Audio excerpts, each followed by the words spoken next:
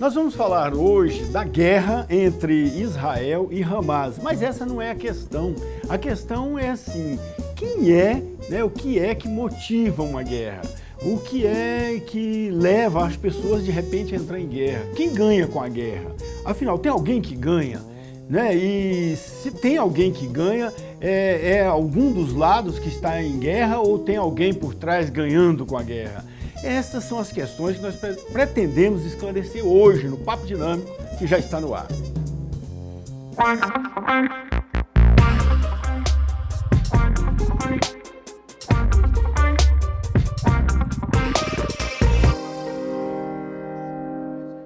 Olá, gente boa, muito boa noite.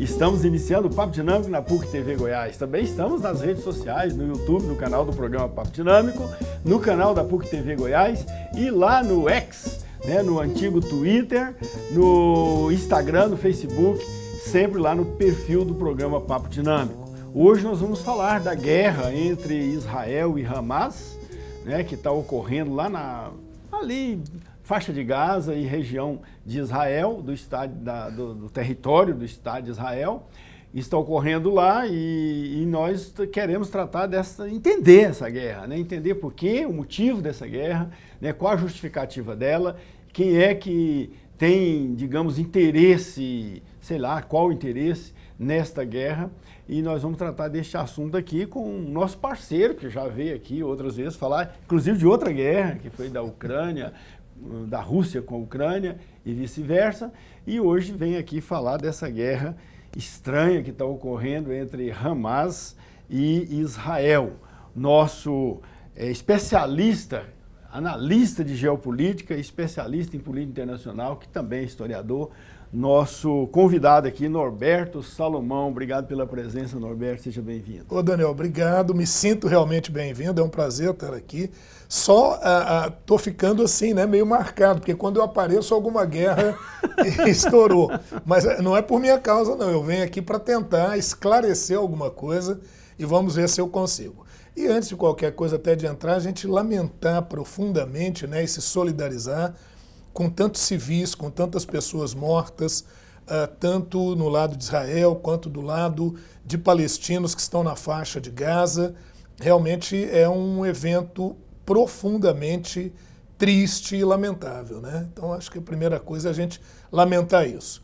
Posto isso aí a gente pode considerar as questões, A região ali, toda aquela região, é uma região onde tem lá implantado o Estado de Israel, Isso. Que é um Estado reconhecido internacionalmente, e dos dois lados, de um lado a Cisjordânia, e do outro lado a faixa de Gaza. Exatamente. Que são as regiões onde moram os palestinos. Isso. Áreas ali que, digamos, remanesceram para eles, que foi de certo modo, ou para onde eles foram sendo empurrados, Isso, depois que o Estado estabeleceu lá, Uhum. Então, como é que surgiu o Estado de Israel? Ok. Então, veja bem, aí nós precisamos retomar um pouquinho até uma questão bíblica, que é a seguinte. O povo hebreu tem sua origem com Abraão. Lá, Abraão é da Mesopotâmia, de Ur, e Abraão se desloca de Ur, até porque ele é expulso lá da região, porque ele passa a fazer adoração apenas a um Deus, e lá eles eram politeístas, explicando assim de maneira bem superficial. E aí há a promessa de Deus de uma terra prometida, essa terra prometida é Canaã. Só que tem um problema, lá em Canaã já viviam os cananeus. Então Abraão e o seu grupo vai se deslocando em busca de uma terra, de um território, acabam se fixando ali em Canaã, e a partir dali nasce o povo hebreu. Isso você está falando por volta de quantos anos de Cristo? 2000 anos antes de Cristo. 2000 anos de Cristo, 2000 anos antes de 5 mil anos, mas isso, 4 mil anos. Isso. Uhum. E aí eles se instalam ali. De maneira que o povo hebreu ele vai sendo formado por uma miscigenação de vários grupos, de várias tribos de origem semita. Semita é uma referência, também mesopotâmica, a um dos filhos de Noé, lá da Arca de Noé, do dilúvio. Professor, o dilúvio realmente aconteceu? Não vamos entrar nessa polêmica, mas eu estou dizendo dessa figura bíblica. Então, os descendentes de Sem, que tiveram uma grande descendência, após o dilúvio, dará origem aos povos semitas, que você tem várias ramificações, mas as duas principais, vejam vocês, são os judeus, ou hebreus, ou israelenses. Então eu posso falar qualquer um desses termos para identificar esse povo. Sim, genericamente sim. Você pode dizer judeu, ou hebreu, ou israelense. O judeu, ele gosta de falar hebreu quando ele quer puxar raízes históricas. Ele gosta de falar judeu quando ele quer falar da religião, do seu monoteísmo, do Deus Jeová. E israelense quando ele quer falar da questão política, quando ele quer falar da questão do Estado. Pois é, esse povo hebreu foi perseguido em várias oportunidades. Nós não vamos entrar aqui em peculiaridades, mas é bom lembrar que no século 6 a.C., o rei Nabucodonosor, lá da Babilônia, invadiu a região, destruiu o templo de Jerusalém, é a primeira destruição do templo de Salomão, captura os hebreus e leva os hebreus como escravos para a Babilônia. Os hebreus depois, no século 6 a.C., são libertados pelo rei da Pérsia, o rei Ciro. Alguns hebreus voltam à sua região e reconstroem o templo de Jerusalém. Depois disso, a região foi dominada por greco-macedônicos, a turma lá do Alexandre o Grande, e depois pelos romanos. Aí a gente chegou onde a gente queria. Os romanos não costumavam perseguir a religião de outros povos. Não. Mas como exceção, e esse é um dos casos em que exceção se torna mais famosa do que a regra, como exceção, os romanos perseguiram o judaísmo e o cristianismo pelo seu caráter monoteísta. O Estado romano era politeísta e o imperador romano tinha que ser adorado como uma divindade. A perseguição dos romanos aos judeus levou à diáspora dos judeus. Como os judeus não conseguiam resistir militarmente aos romanos, ao pé do Monte Sião eles fizeram uma promessa. A promessa de que eles iriam dispersar pelo mundo com a promessa de que um dia retornariam. Monte Sião fica onde? Em Jerusalém? O Monte Sião fica ali naquela região da Cisjordânia, é verdade. E um dia eles retornariam. Então eles dispersam pelo mundo. Ficaram dispersos por 2000 anos. No século XIX, em meio aos nacionalismos extremados, germanismo envolvendo Alemanha e Áustria, pan-eslavismo envolvendo Rússia e Sérvia, a perseguição aos judeus aumentou na Europa. Os chamados pogroms, que eram movimentos de perseguição aos judeus, caracterizando o chamado antissemitismo, a perseguição aos judeus. Isso fez com que Theodor Herzl e outros nomes do período organizassem um movimento chamado movimento sionista. E por que movimento sionista? Porque vai relembrar aquela promessa feita ao pé do Monte Sião de que um dia eles retornariam. Portanto, o sionismo é o movimento nacionalista judaico. E esse movimento nacionalista judaico começa a criar uma entidade, né? A entidade sionista, que vai começar a financiar a volta de judeus para a Palestina. Só que tem um probleminha. Durante esses 2000 anos em que os judeus estiveram dispersos pelo mundo, árabes vinculados à religião muçulmana, a religião de Maomé, se deslocam para a região. Inclusive, o bisavô do Maomé, chamado Hashim, por isso que a região de Gaza também é chamada de Hashim, o bisavô do Maomé, portanto, antes do islamismo, porque quem criou o islamismo foi o Maomé. Ele era um mercador e ele acabou morrendo lá em Gaza. Por isso que Gaza se chama Hashim. Mais um motivo para os árabes considerarem aquela região da Palestina sagrada. Então, desde o século VII, árabes se instalaram na região. Mas não é um grupo só, foram várias tribos árabes, inclusive algumas rivais entre si. Então já há uma rivalidade entre os próprios árabes palestinos que data desde o século VII. Então, quando os judeus começaram a voltar para a região, para aquela área, os árabes já estavam instalados ali há 1.300 anos. E tanto árabes quanto judeus se consideram herdeiros da promessa de Abraão. Os árabes se consideram herdeiros porque consideram que são descendentes de Ismael, o filho de Abraão com a serva egípcia Agar. Como ele seria o primogênito, ele que teria direito. Já os judeus dizem que não. Como ele é filho da outra, os verdadeiros herdeiros são os filhos de Isaac. O Isaac, que significa filho da promessa, aquele ao qual, segundo a narrativa bíblica, Sara deu à luz aos 90 anos de idade. Então você veja que o conflito ele guarda elementos religiosos, étnicos, mas judeus e árabes são primos. Ambos são de origem semítica. Só que um detalhe, quando eu digo antissemita, aí é uma referência direta à perseguição aos judeus. Na verdade, essa perseguição aos judeus foi muito mais forte na Segunda Guerra Mundial com os alemães, Foi. né? Os alemães Foi. que tentaram exterminar os judeus. Isso mesmo. Só que aí, Daniel, um detalhe. Veja, durante a Primeira Guerra Mundial, como muitos judeus fizeram fortuna na Europa, eram muito ricos, todo judeu é rico, nada disso. Alguns judeus, muito ricos, eram os líderes do movimento sionista. E eles estavam encontrando dificuldade com essa volta, com essa migração de judeus de volta à Palestina. Porque apesar dos árabes palestinos habitarem a região era domínio do Império Turco-Otomano. A Inglaterra tinha influência econômica ali, mas o domínio era turco-otomano. Quando eclode a Primeira Guerra Mundial, de um lado nós vamos ter a Tríplice Entente, com a Alemanha, a Áustria, a princípio a Itália e depois o Império Turco-Otomano. Então, na Primeira Guerra Mundial, o Império Turco-Otomano aliou-se à Alemanha. E de outro lado, nós vamos ter a Tríplice Entente, com Inglaterra, com França, depois os Estados Unidos adentro também, a Rússia, né? E aí eles vão lutar eles vão lutar entre si. Só que a Inglaterra precisava de recursos para a Primeira Guerra Mundial. E vai buscar esses recursos junto a quem? Aos líderes do movimento sionista. E esses líderes dizem, olha, a gente financia, a gente quer juros, a gente quer garantias de pagamento, mas a gente quer também a promessa de que vocês, em caso de vitória, nos apoiarão a voltar para a Palestina. Em 1917 foi assinado um acordo entre líderes do movimento sionista e a Inglaterra. Declaração Balfour. É aí que começa a volta em massa dos judeus à Palestina. Consolidou em 1948, logo após a Segunda Guerra Mundial. Perfeito. Nós temos que fazer um pequeno intervalo. Nossa, já fomos longe demais, mas tem muito assunto aqui. Tem muita coisa. Vamos focar um pouquinho mais nos motivos dessa guerra. Daqui a pouquinho a gente volta.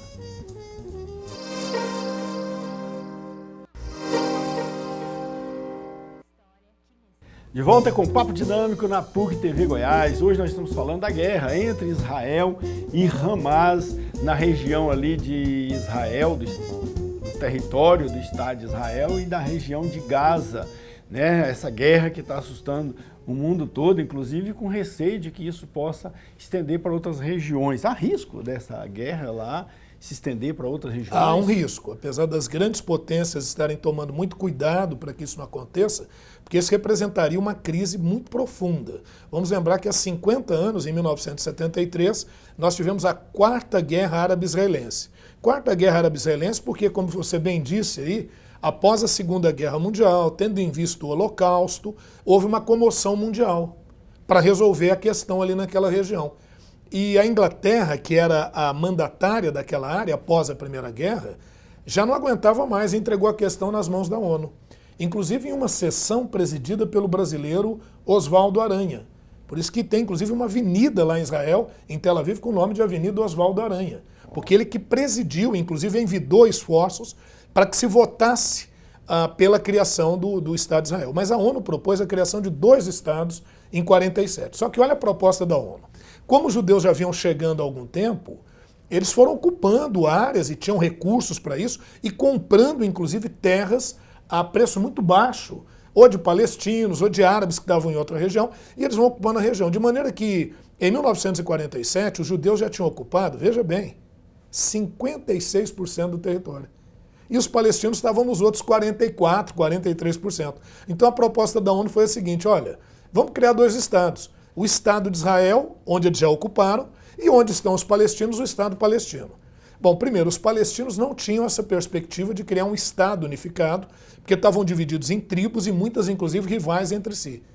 Segundo, o território palestino era de terras descontínuas. Uma parte ficaria na Cisjordânia ao norte e a outra parte na faixa de Gaza ao sul. Então o território está descontinuado. Os palestinos não aceitaram, mas os judeus sim.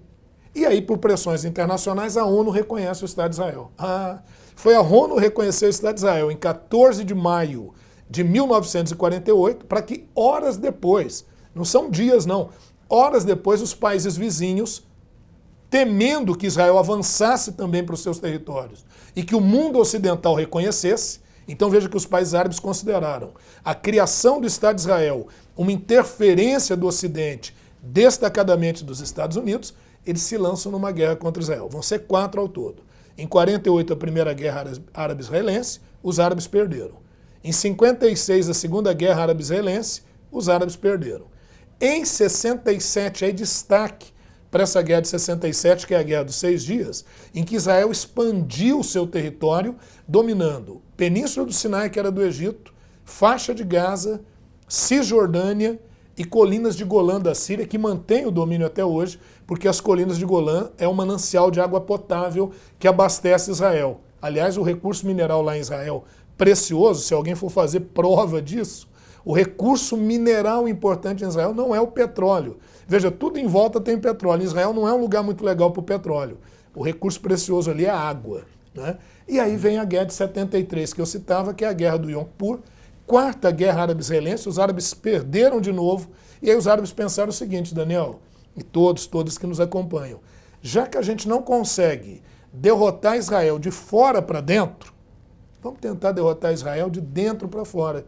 Então, de 67, 73 para frente, o mundo árabe começou a financiar grupos radicais dentro de Israel. Foi o que fortaleceu a OLP, a Organização para a Libertação da Palestina. Em que contexto surge a Organização para a Libertação da Palestina com o Yasser Arafat? Beleza, joia, boa. Então, olha o que acontece.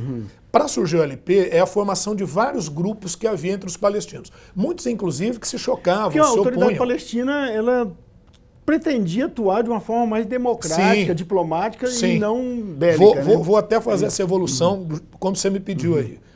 E aí o grupo que se destacou em 59, após aquela guerra de 56, a Segunda Guerra Árabe-Israelense, foi um grupo chamado Al-Fatah, que na verdade é uma expressão para falar do movimento de libertação pela Palestina.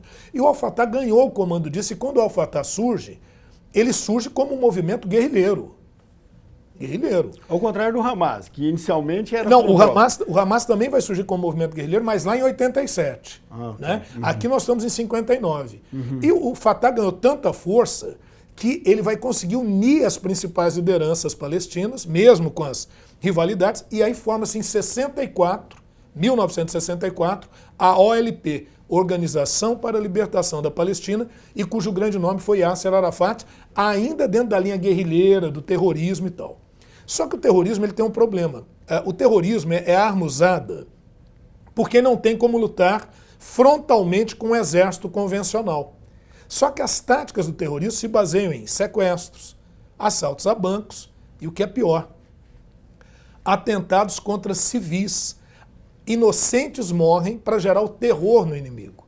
Então, se num primeiro momento o terrorismo consegue implementar o terror no inimigo, em um segundo momento ele perde o apoio da opinião pública internacional. E o Yasser Arafat percebeu isso nos anos 80. E a partir dos anos 80, o Yasser Arafat começa a mudar a direção do OLP para buscar uma via diplomática, de acordo, até acenando com a possibilidade de reconhecer o Estado de Israel. Perfeito.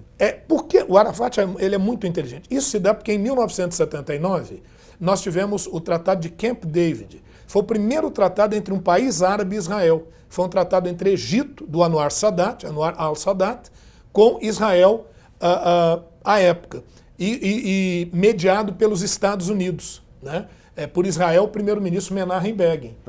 Inclusive, eles ganharam o Prêmio Nobel da Paz em função desse acordo. E aí o Arafat falou, peraí, se já tem país árabe fazendo acordo com Israel, e o Egito era um ponto importante para que a OLP fizesse as suas ações, o Arafat começa a mudar essa perspectiva. Só que quando ele muda essa perspectiva, dentro da OLP vem os grupos divergentes que mais tarde darão origem, em 87, ao Hamas. Então, em 1993, nós tivemos o primeiro acordo entre a OLP, entre palestinos e Israel. É o Tratado de Oslo, lá na Noruega, mas que foi assinado nos Jardins da Casa Branca, em Washington. Então eu sempre prefiro falar de tratados de Oslo-Washington. E por esse tratado, Israel se comprometia a reconhecer... os palestinos se comprometiam a reconhecer a legitimidade do Estado de Israel.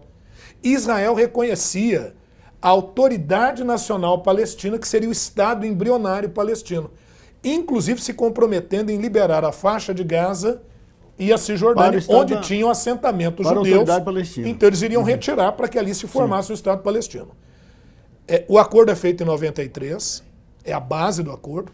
Em 1995, o Tratado Oslo-Washington II. Vamos colocar em prática. Esse tratado foi assinado entre Yitzhak Rabin, primeiro-ministro de Israel, ligado ao Partido Trabalhista, e o Yasser Arafat, da OLP, mediado aí pelo então presidente Bill Clinton, nos jardins da Casa Branca em 93. Em 95, de novo, os três falou, bom, agora vamos colocar em prática. Só que colocar isso em prática significava retirar colonos da faixa de Gaza e da Cisjordânia. E o Yitzhak Rabin, primeiro-ministro de Israel, falou, vou fazer isso. Só que o grupo radical, o partido da extrema-direita em Israel, chamado Likud, não concordou. E um radical do Likud, um judeu radical, assassina o primeiro-ministro. A partir dali a coisa desandou. Esse acordo nunca conseguiu ter efetiva viabilidade.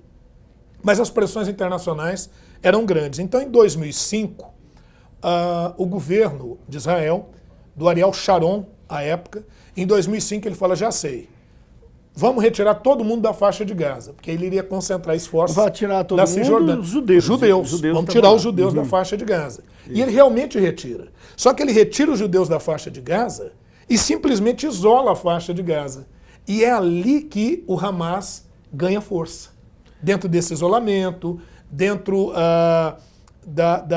do racionamento de água, até de energia. Então, antes do Hamas assumir o poder assumir o poder na faixa de Gaza, a faixa de Gaza e a Cisjordânia constituía uma jurisdição só? Uma jurisdição só, da Autoridade Nacional Palestina. Sim. Com a morte do Yasser Arafat, quem assumiu por eleições presidenciais, sim, tiveram inclusive 7 candidatos, foi o Mahmoud Abbas, que é quem está lá até hoje. Por que ele está lá até hoje? Veja, o mandato dele era de 2005 a 2009. Sim. Só que de 2009 para cá não foi possível eleições, justamente porque houve o racha, houve a chamada Batalha de Gaza. Olha o que acontece. 2006, eleições para compor o parlamento palestino, e o Hamas ganha, com 67%. Forma o parlamento. Na faixa de Gaza. Lá, não, ele ganha entre os palestinos. Isso, ele ganha entre os palestinos. Mas por que não assumiu na Cisjordânia? Aí olha o que acontece, ó, que beleza, né? Ganhou as eleições. Só que como o Hamas ganhou as eleições, o Hamas é considerado um grupo terrorista por Israel e por seus aliados, Estados Unidos, União Europeia, eles não reconheceram essa eleição. E olha que essa eleição foi com observadores internacionais, a eleição foi legítima, mas como o Hamas é considerado um grupo terrorista, não valeu. E aí Israel aciona a Autoridade Nacional Palestina do Mahmoud Abbas para dizer, olha, eu não reconheço isso. Tá, só lembrando que o Hamas é reconhecido como uma organização terrorista por alguns países. Sim. A ONU mesmo não reconhece. Isso. Então é por Israel e pelos seus aliados. E quando houve esse processo, a Autoridade Nacional Palestina, de certa forma, colaborou com Israel, porque tinha esperança de liberar aquela região, e aí vai haver uma confrontação em 2007 entre o Hamas e o Al-Fatah. Chama-se Batalha de Gaza. Isso, e aí o que acontece? A autoridade palestina do Al-Fatah prevalece na Cisjordânia, mas o Hamas prevalece de 2007 para cá na faixa de Gaza. Então, desde 2007, a jurisdição ficou dividida. Então, se você me perguntar, quem pertenceria à faixa de Gaza? A autoridade palestina. Sim. Não é Israel, só que dominada pelo Hamas. Norberto, é o seguinte, vamos fazer um pequeno intervalo e na volta você vai ter que explicar para nós que motivação teve o Hamas para iniciar esses atos terroristas contra Israel, né, sábado, dia 7 de outubro, da semana passada. Sábado, né? Foi sábado. Exatamente, da semana atrasada. Daqui a pouquinho a gente volta.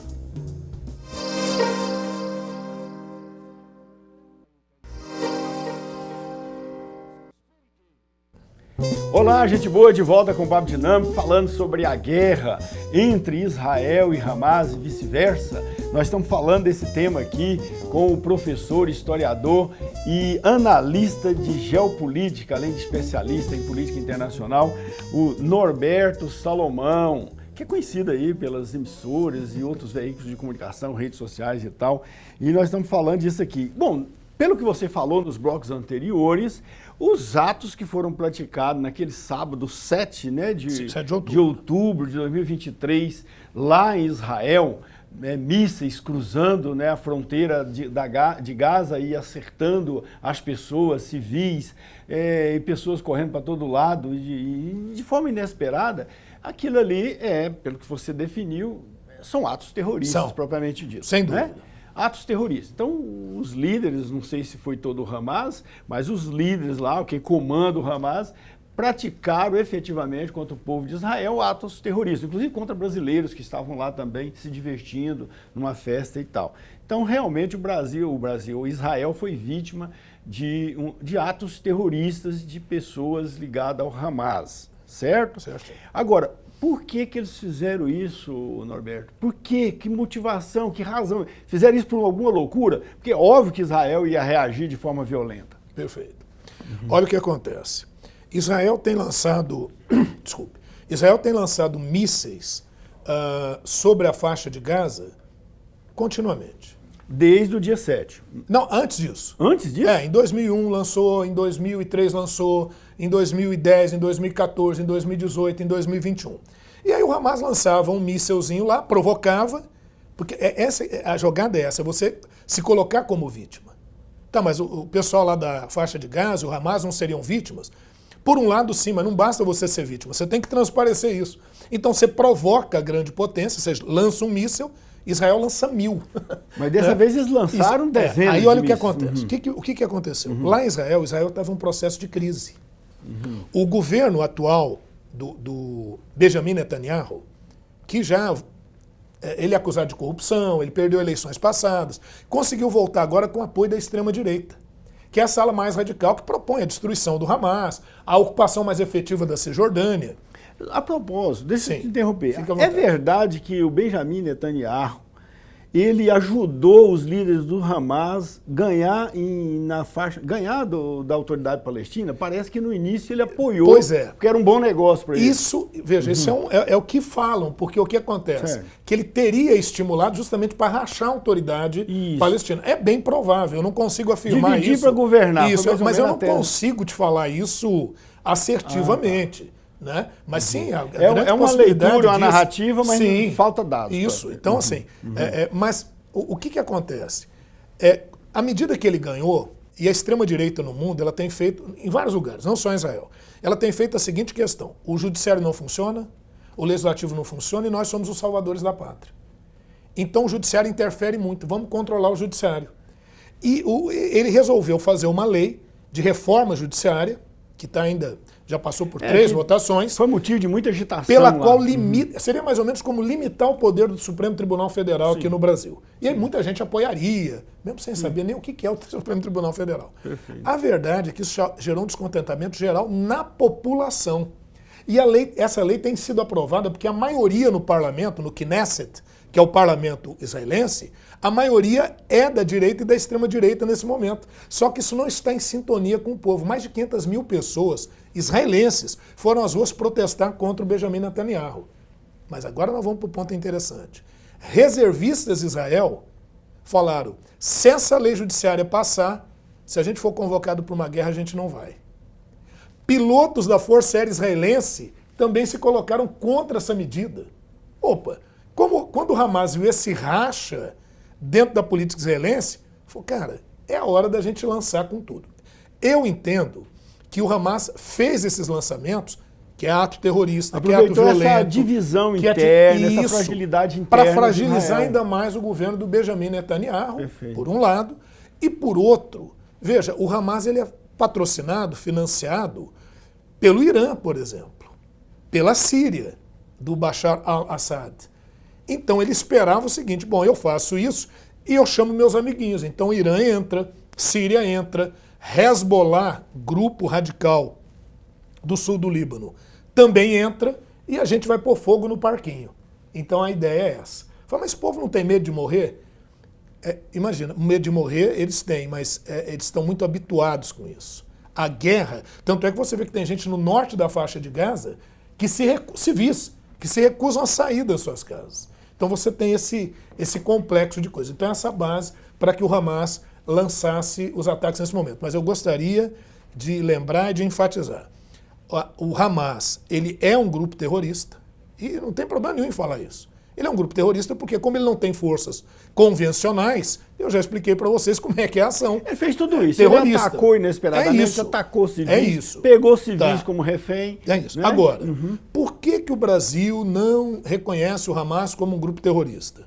Porque o Brasil é signatário da ONU e a ONU não reconhece o Hamas como terrorista. Tá vendo? Esses caras da ONU são tudo comunistas, outros istas, mas não é isso. É que quem reconhece se um grupo é terrorista ou não é o Conselho de Segurança da ONU. O Conselho de Segurança da ONU é quem define se você intervém numa região, se você considera esse ou aquele grupo como terrorista, e por aí vai. O Conselho de Segurança da ONU é formado por 15 membros. 5 são permanentes e têm poder de veto. Quer dizer que se um só falar não, a medida não passa. E 10 são rotativos. Para uma medida passar no Conselho de Segurança da ONU, são necessários 9 votos. Sendo que desses 9 votos, obrigatoriamente 5 tem que ser dos membros permanentes. E se um só dos permanentes disser não, não passa. E o Conselho de Segurança é rachado. De um lado estão Estados Unidos e Reino Unido, do outro lado eu tenho Rússia e China. Rússia e China se opõem, não reconhecem o Hamas como terrorista por uma série de interesses que daria mais uns 2 programas desses nossos.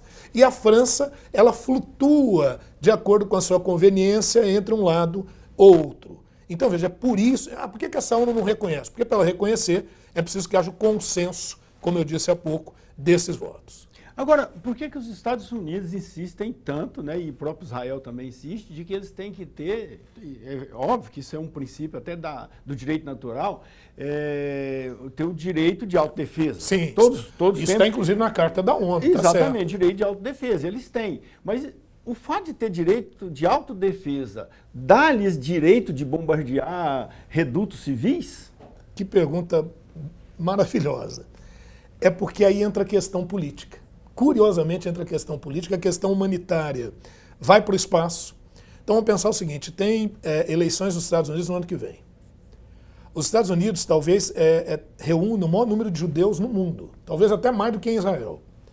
Muitos desses judeus têm influência econômica e, portanto, financiam campanhas políticas. É por isso que o Donald Trump se bate tanto nesse sentido. E o Biden também. Você pode ver que as ações e o discurso do Biden, nesse momento, em nada se separa do discurso do Trump. O Trump até falou, o Biden agora concorda comigo? Mas não é isso, é porque como é que você vai desagradar uma colônia imensa de judeus e que tem uma influência tão grande nos Estados Unidos? A mesma coisa a gente vê no Brasil, na Câmara dos Deputados no Brasil, houve debate, porque o pessoal quer tirar, obviamente, o percentual político, né, a vantagem política. No Brasil, nós estamos muito polarizados entre esquerda e direita.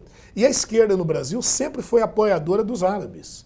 E a direita no Brasil, principalmente pela proximidade com os ramos evangélicos, que tem uma vinculação com a história de Israel, se sente ligado culturalmente, biblicamente a Israel, apoia Israel. Então, veja, nesse momento é um momento muito interessante. Inclusive, muitos desses deputados têm pressionado o governo do presidente Lula a reconhecer o Hamas como terrorista. Por que o Brasil não reconhece logo? Porque é signatário da ONU. Veja, o Jair Bolsonaro, que é ligado a esses grupos, durante todo o mandato dele, ele pôde colocar o Hamas como grupo terrorista. Por que não o fez? Eu explico.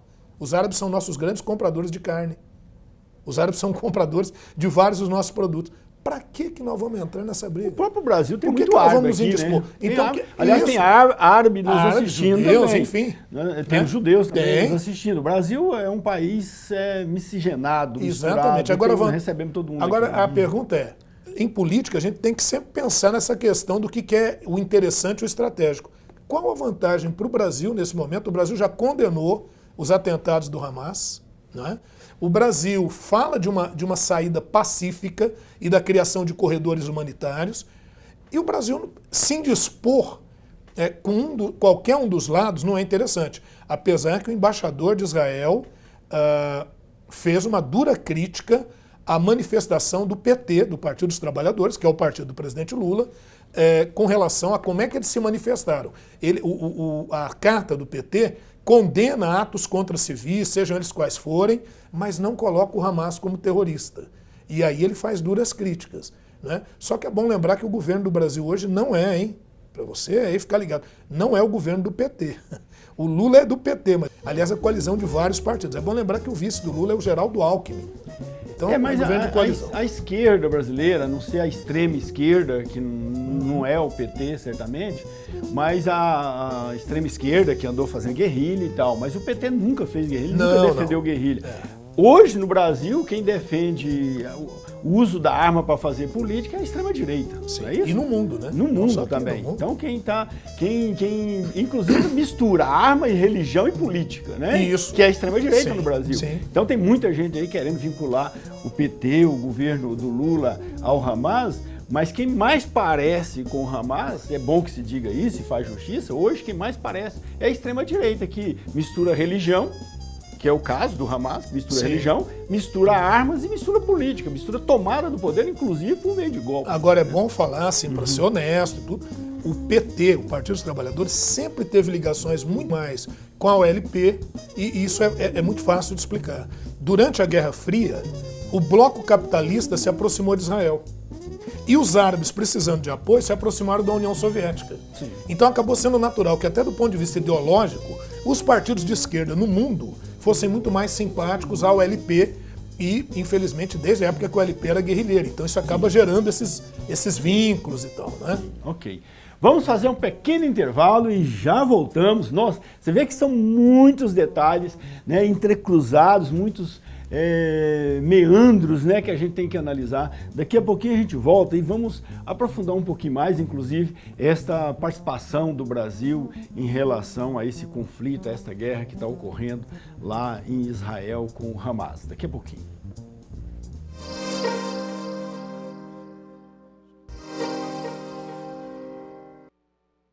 Olá, gente boa, de volta com o Papo Dinâmico, hoje falando da guerra entre o Hamas e Israel e vice-versa, com o Norberto Salomão. Nós falando aqui da guerra e tal. Como você vê a ação de Israel em relação a esses atentados terroristas do Hamas? A reação está coerente, está exagerada, por aí mesmo? Veja bem, a ação de Israel hoje ela só reflete aquilo que os últimos governos em Israel têm feito. A gente está falando muito da faixa de Gaza e muita gente deixa de perceber o que Israel tem feito com a Cisjordânia. Eu aqui não estou querendo dizer que Israel é o culpado, Israel não tem razão. Israel tem todo o direito de se defender. Se você é atacado, você tem que se defender. Mas a questão é que os governos, os últimos governos em Israel, nos últimos 10 anos, não colaboraram em nada para que houvesse efetivação da resolução da questão palestina. Aliás, ao contrário, quando você me perguntou, eu até, realmente naquele momento, eu me concentrei numa parte, mas uma outra que ainda está em tempo de eu falar. Israel já vinha alinhavando um acordo com a Arábia Saudita. E a Arábia Saudita é a principal, uma das principais aliadas do Hamas. Então o Hamas se sentiu meio que traído ali, essa é uma outra causa do ataque. Esse ataque fatalmente levaria a uma interrupção dessas negociações.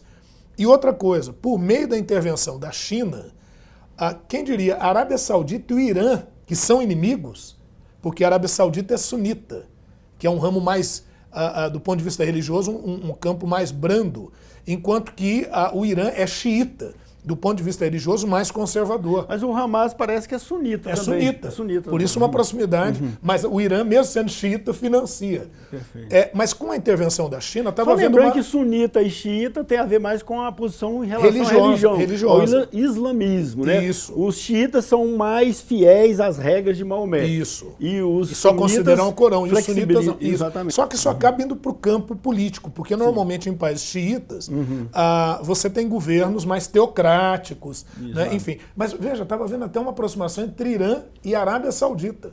Sim. Aí o pessoal do Hamas falou, se esses caras fazem acordo, a gente fica sem base de apoio.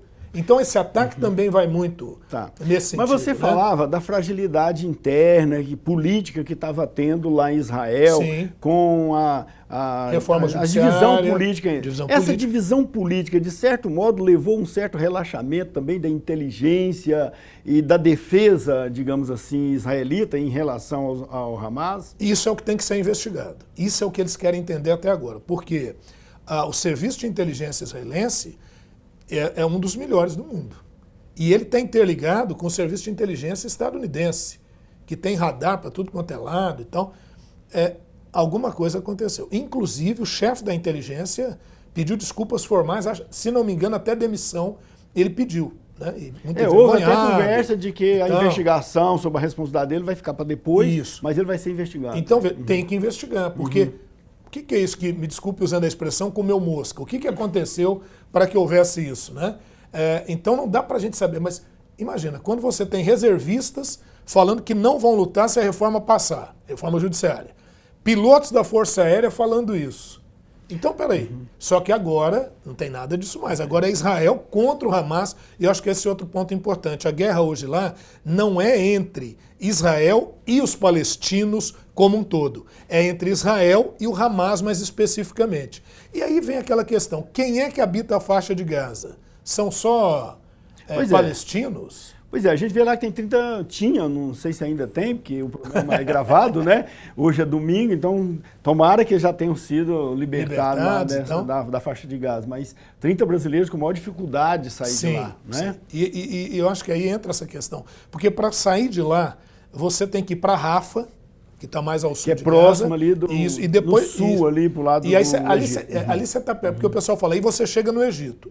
Rafa é o limite ali com o Egito, só que não é com a parte central do Egito. Você está indo ali para a Península do Sinai.